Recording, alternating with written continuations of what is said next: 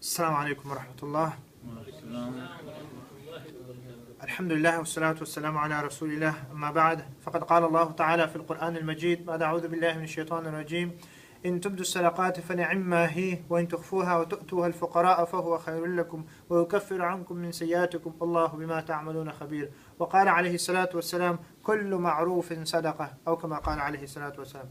Inshallah, the topic that I'll be discussing today is going to be a very different and unique topic. It is not going to be like the usual talks that I give after the Fajr Salah. And the reason I wanted to talk about this is because of the importance and the significance of this issue or this project that we have started, our masjid. As all of you know, throughout the US, alhamdulillah, we have different masajids and all of them have their own projects, mashallah. Either to expand the masjid, or maybe to expand the parking lot, or to maybe purchase a building so they can have, an Islamic school, or to have a recreation area for the youth, so on and so forth. And our masjid is also no exception to this rule. And obviously we also have plans of expansion. But alhamdulillah, we're able to, purchase a building which was being sold next to the masjid. And this is something very, very rare. And it was a huge building. It was actually a bowling alley before, and then, they went out of business, so the masjid was able to purchase it. And there's so many things that can be done over there. For example, we can have classrooms, we can have, for the youth, a recreation area. We can also have, a janazah and a ghusl area for the deceased, and so many other things that can be done over there. Just the parking area alone is a great benefit to the community. So we have this, we have bought it, but obviously we have to pay for it now, okay? Nothing, is free, okay? Everything you have to pay for. And so alhamdulillah, for the past few years, we have been paying for it, but every year we have to raise a certain amount. And so by this Ramadan, we had to raise another $200,000. And when it comes to raising fundraisers, this is something that I try to avoid as much as possible. Even though you're raising funds for a non-profit organization and you're not getting any benefit from it directly, but obviously this is not how some people may see it. So people may think you're getting some type of benefit from it. So therefore I just like to avoid this as much as possible. Okay, I try not to get involved in this. But then I thought that this is a project for the community, and the community will be able to benefit from this directly. So I thought I'll get involved in a certain way. How? That I'm not going to ask people for, any funds or anything. Okay? Inshallah, other imams and other scholars will be able to do this. But I thought that when we ask people for money, that we should try to give back something to the community. Okay? So basically, I had mentioned in one of my lectures, and this is going to be the topic of today, is that we wanted to raise about $200,000. And I had mentioned that if we're able to raise this amount, then inshallah, I'll try to give back something to the community, or to the communities that will be worth $200,000. Okay? So if everyone is able to raise that much, our community and the nearby communities, then inshallah, I will be able to give back to all of the communities something that is worth $200,000. But I can't just tell you in the beginning, because if I just say it without explaining it, then you may not really be able to understand and appreciate everything. So I just wanted to mention some things so that I can explain everything. So after I explain everything, then perhaps you'll be able to understand the point that I'm trying to get across, and you really understand that what I'm about to offer is really worth $200,000. So anyway, some few points that I wanted to go over. And this is some principles, some usuls regarding money. And inshallah, some of these usuls, if you implement in your life, you will be able to benefit from this as well.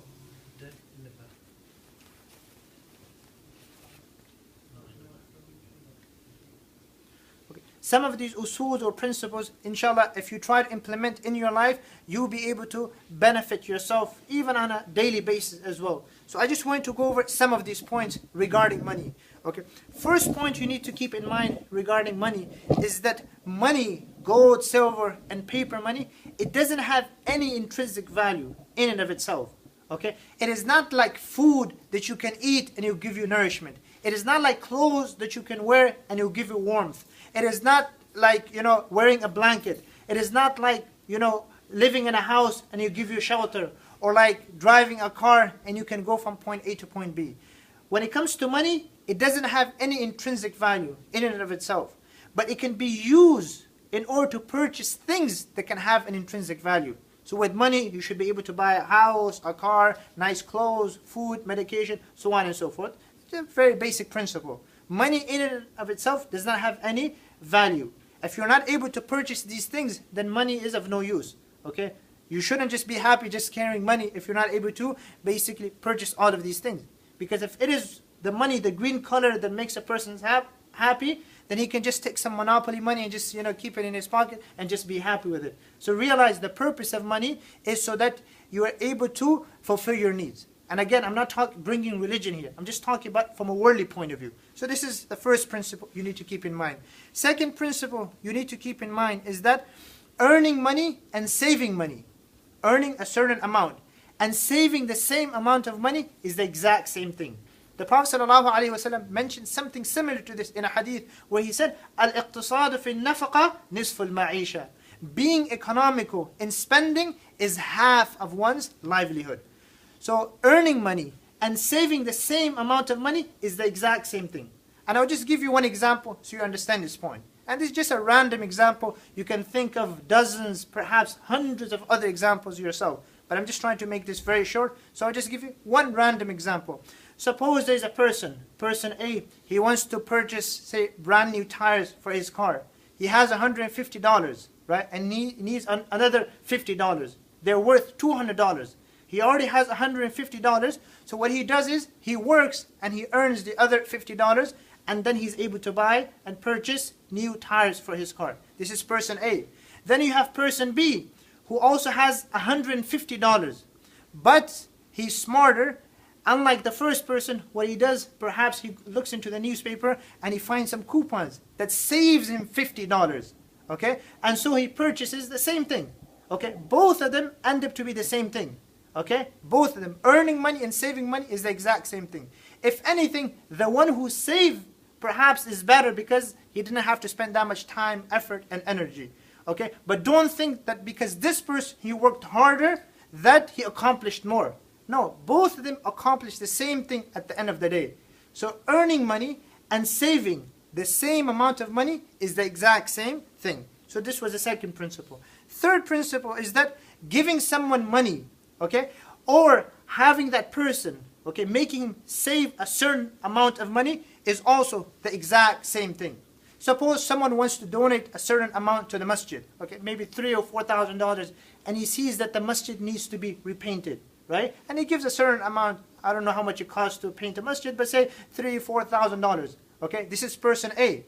But then you have another person who's a handyman, and he says, I can't give any amount to the masjid, but I myself can provide this service, and I can save the masjid this amount of money. Okay? Both of them are the exact same thing, because both of them are basically relieving the masjid of the burden of $3,000 or $4,000 or $5,000. So both of them are the exact same thing. Giving someone money or having that person, making that person save a certain amount of money is the exact same thing. Fourth principle is that using cash or using a debit card nowadays is the exact same thing. Okay, it doesn't matter how you purchase something, whether it is to gold, silver, paper money, or a debit card, as long as you have money in your account, is the exact same thing. The thing is, the ultimate goal is that you purchase the thing that you had desired. So this is the fourth principle. The fifth principle is that, and I'm going to come back to this, okay? I need to explain this. So when I come back, you understand some of these points. Giving someone money to purchase a specific item, or purchasing the specific item and then giving it to the person is the exact same thing. For example, someone wants to buy a car, okay? And I'm just giving you a hypothetical example. He wants to buy a car worth $10,000, and he comes to me. Now there's two scenarios. Either I may give him the $10,000, he will go to the dealership, buy the car. Or I myself can buy the car for him, right? Go to the dealership and then give it to him. So either I give him the money and he purchases the car, or I purchase the car and then give it to him. Both of them is the exact same thing, because he ends up at the end of the day with a car that is worth $10,000. Okay, the last point, which is very, very important, is that giving a certain amount of money to a non-profit organization, say a masjid in this case, giving money to a masjid so they can provide some type of service to the community, or providing that same service to the community without taking or giving any money to the masjid is the exact same thing. Let me give you one example. And I'm just giving you random examples. You can think of so many other examples yourself. Suppose someone wants to give money to the masjid because there's no teacher, imam, or anything like that.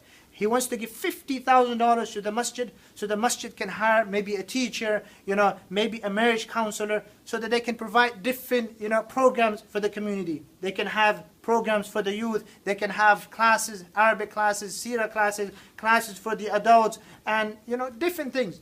So he's giving, say, $50,000 to the masjid, to the community, so that they can hire someone and they can have all of these activities. This is person A. He gave money. Then you have person B. What did he do? He did not give money, but he can provide all of these services, the exact same services, right? That he is actually qualified. He's a teacher. He can teach kids. He can teach adults. He can do all of these programs, right? And he's going to do it free, okay? For the sake of Allah subhanahu wa ta'ala. Both of them are the exact same thing. Either you give money so they can provide services to the community, or you provide that exact same service without taking or giving anything to the masjid, is the exact same thing. Okay? Now, let's come to the next part. We all know that all of the masajid, obviously they want money, right? For different reasons. Okay? Obviously they don't want money because they just like the color and they just want to, save all of that money in the bank account. There's a reason, so that they can provide different services to the community. Okay? Besides the construction and expanding the masjid, a lot of times it is so that they can provide, different programs. They can conduct, different weekend programs for the youth, for the adults, so on and so forth, right? So they need money for this. I'll give you this one unique type of program that some of the masajid have, which is a radio program. Not all of the masajid have this, but some of the masajid, they have this, where they have a radio program once a week, for half an hour. Someone goes and, speaks on the radio. And this is very, very good da'wah. Okay? You are able to reach out to the non-Muslims and propagate the religion of Islam. Okay? And alhamdulillah, our masjid actually has this. Okay? We have a radio program once a week. Now, the thing is that even though it's good and very beneficial, but it's going to cost money. Okay? Nothing is for free. So if you were to do this for 4 weeks, at the end of the month, we have to pay $800. Now, is it worth it? Of course it is worth it, right? It's worth it because Islam and the propagation of Islam is a lot more valuable than just $800. But think about it. You're only going to be on air for 2 hours, okay, at the end, and you're paying $800. So you're paying how much? $800 a month for 2 hours. If you do the math, for 100 hours, you're paying $40,000. Now, is it worth it? Of course it's worth it. You have to pay for it, okay? But I'm just telling you, you have to pay a certain amount. This is one masjid, okay? And there's, different masajid that do this. Not every masjid, but just some few masajid, they do this. So even if 4 masjids were to do this, how much is this? If for one masjid it is $60,000, for 4 masjids it is $160,000 right there, okay, to provide. And this is a very good service where you're able to propagate the religion of Islam. Another program that some of the masajid have is called the family night program, okay? Maybe we may not have it on a regular basis here, but some of the masajid, they have this program once a month where they invite a speaker who's also a scholar as well. And this is also very helpful because, sometimes people get tired of the local imam, right? The local speaker, they always hear him. So when they actually invite someone else, more people come and attend, and it's good. A change is good sometimes. Now, this also, it takes some money, because for you to basically bring someone, you have to pay for the airfare, and then you also have, if you have to make him stay in a hotel, because you can't just make him stay, in your basement. So obviously that costs some money. And then sometimes some of the masajid, they pay, something as a token of appreciation. Okay? And it comes to at least $1,000. At least $1,000 if you're going to get a speaker. And these are realistic figures that I'm giving you. That some of the masajid, they have these programs once a month, which are very good, but it does cost some money. So if one masjid was to do this once a month, that means in 1 year, they would have 12 such programs. That would cost how much? $12,000. If 4 masjids, if they were to do this, that's $48,000. Okay? So just these two programs, there's a lot more, but just these two programs alone. The first one was $160,000, the radio program, which is very good. And the second one, the Family Night program, for 4 masjids, that is $48,000, which in total comes out to $208,000, just this alone. I'm talking about all of the community, because we have to think as a community, not just individually, as a community. Before I even mention something else, now let me go back. Remember what I had mentioned before. Giving money to the masjid so they can provide some type of service to the community, or providing the exact same service to the community without taking or giving any money to the masjid is the exact same thing. So suppose, like before I mentioned, someone gives $208,000 to these 4 masajids and say that I want you to spend all of this on the radio programs and on the Family Night programs. Very good. But this is one person, person A. Then there's person B, who says, I can provide all of those services, okay, without taking or giving any money. All of those programs I'll try to, provide to all of the communities. The exact same thing. Remember, this is a point we established earlier. Now let's go back. How is it possible to actually propagate the deen of Islam, on the radio, okay? Because obviously you have to pay for it. Well, I'll tell you of another way, which is even more effective than the radio, okay, the radio program.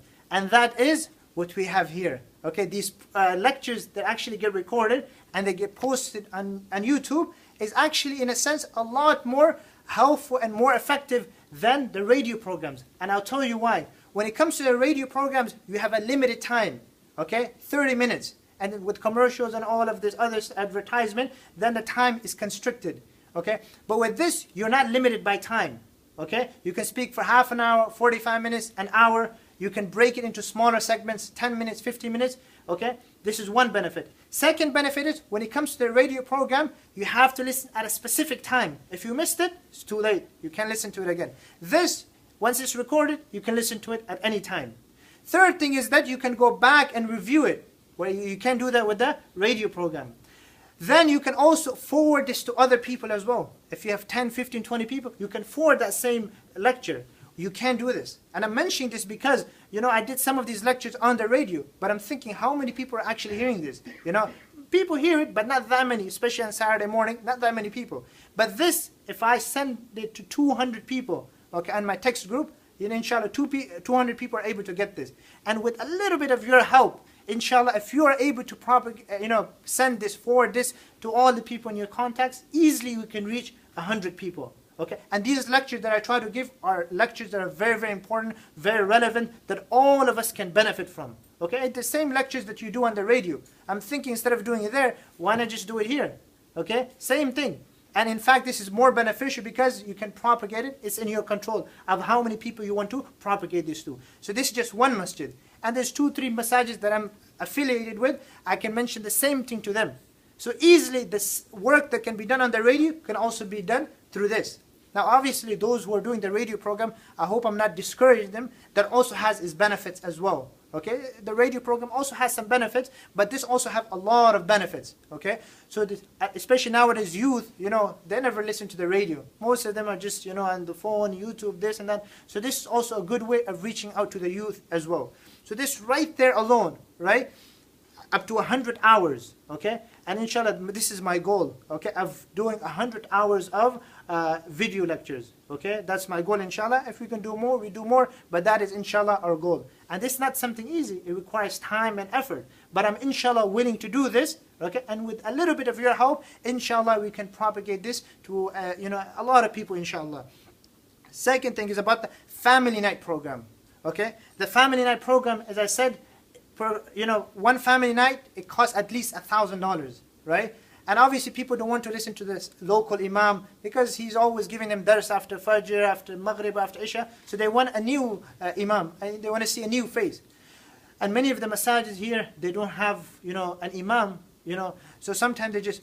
So what I was inshallah planning to do, and I've actually started doing this as well, to go to some of the masajid and to do this Family Night program without obviously charging them or anything. So they don't have to worry about the ticket, or they don't even have to worry about paying my gas or anything like this. Inshallah, I'm willing to go. And if that's 48 lectures, right? Because one lecture per masjid, in a year you would have 12 lectures, 12 family nights. In 4 masajids, that is about 48 lectures.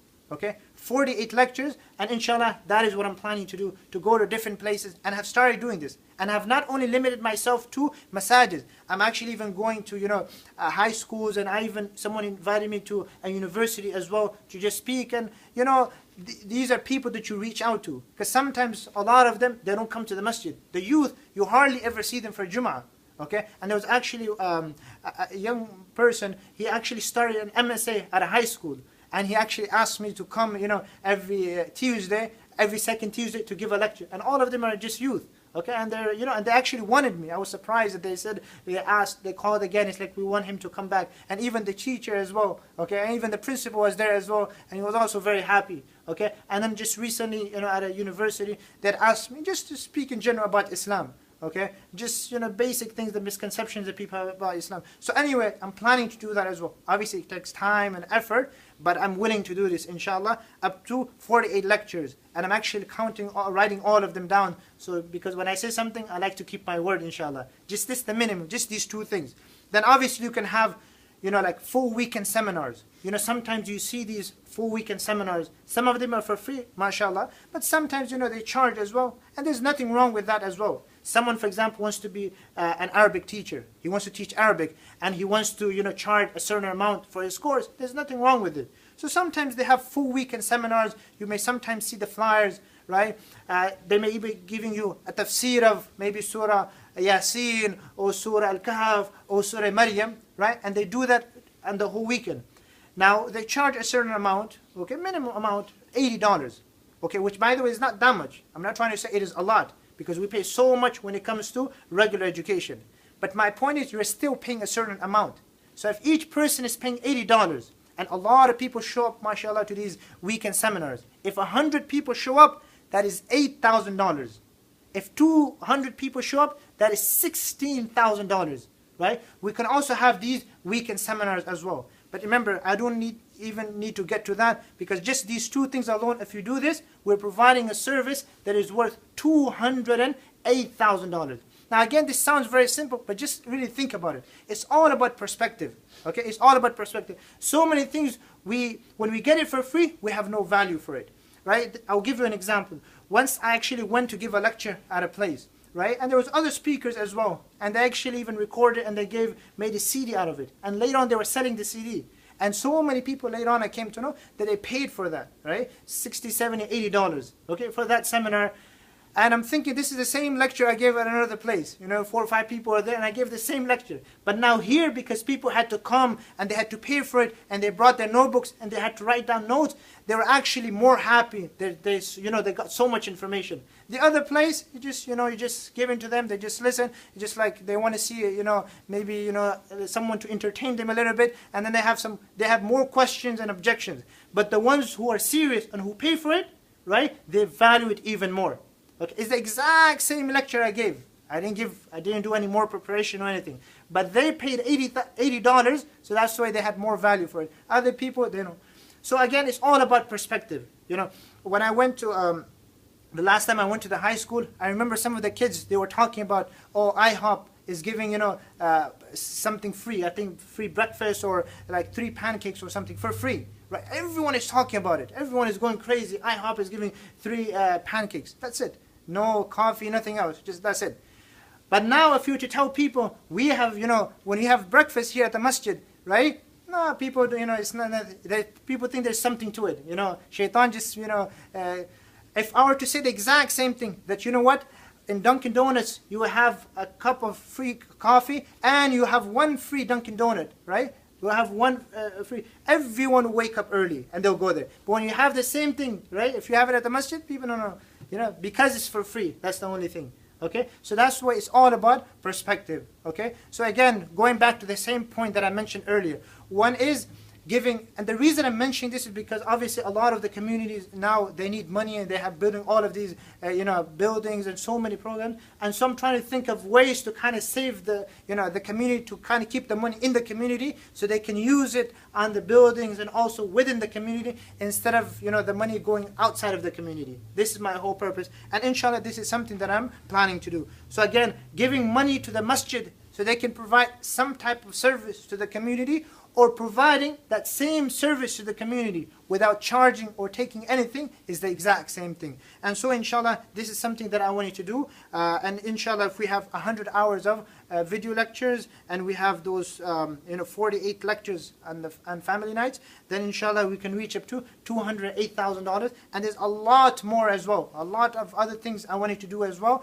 but obviously I don't want to mention too many things. First I like to do it, and then maybe talk about it later. Not talk about something, because then you don't get nothing accomplished. But I just wanted to mention this just so that you understand and people have a little bit of value for it. Because when you don't put a price on it, people don't value it, right? If right now we were to have a weekend seminar, and I were to say it is for free, let's do a weekend seminar on Surah Yusuf, Surah Rahman, 3, 4, 5 people may show up, not that many people. But if I were to make tickets, right, and say it is $80 to come for this weekend seminar, right, and everyone has to pay $80, and then I was to give that ticket, which is just a paper, and say, if you give this ticket, you'll be able to enter and sit in the class. Everyone would want to have that ticket. Okay, it's for free, I'm giving you for free, and this ticket is $80, right?